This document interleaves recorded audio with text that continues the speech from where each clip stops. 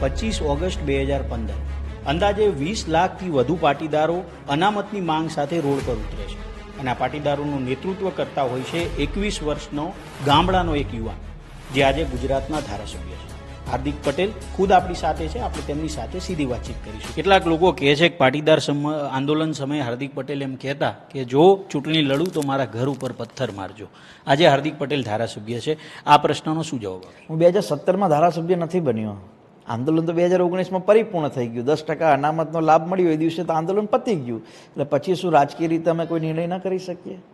તો પછી શું મારા પપ્પાનો સબમર્સિબલનો પંપનો ધંધો હતો એ કરવા જતો રહું? આંદોલન પતી ગયા પછી શું મારા રાજકીય નિર્ણય નહીં કરવાનો? 25 ઓગસ્ટ 2015ને અંદાજે 10 વર્ષ પૂરા થવા આવ્યા છે. વિશાળ જનસભા હતી. એ દ્રશ્યને જોતા આજે યાદ કરતા સૌ પહેલાં શું કહો છો?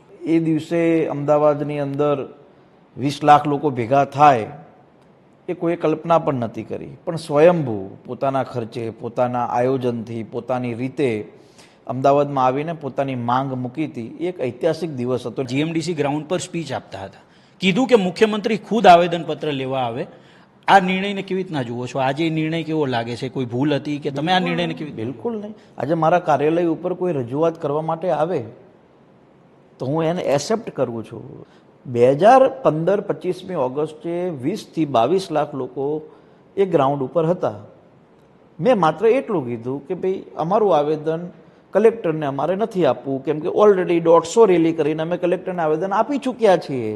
માને મુખ્યમંત્રીશ્રી અમારું લેટર લે, અમારું આવેદન લે અને અમારી માંગને સમજે, સ્વીકારે અને અનામતનો જે સર્વે કરવાનો છે એનું જાહેર કરે. બસ સિમ્પલ વાત, એમાં કોઈ પસ્તાવો નથી. બેબાકીથી બોલતા, એકદમ દેશી ભાષામાં બોલતા, લોકોને સમજાય રીતે બોલતા. અચાનક 25 ઓગસ્ટ આવી. 25 ઓગસ્ટની સવારે હાર્દિક પટેલ હિન્દીમાં પોતાના ભાષણની શરૂઆત કરે છે. અનેક પત્રકારો, અનેક સમાજના લોકો થોડા અવઢવમાં આવે છે, આશ્ચર્યચકિત થઈ જાય છે. મહેનત કરતો એ ખેડૂત આખો વિડિયો જોવા માટે ડાઉનલોડ કરો દિવ્ય ભાસ્કર એપ.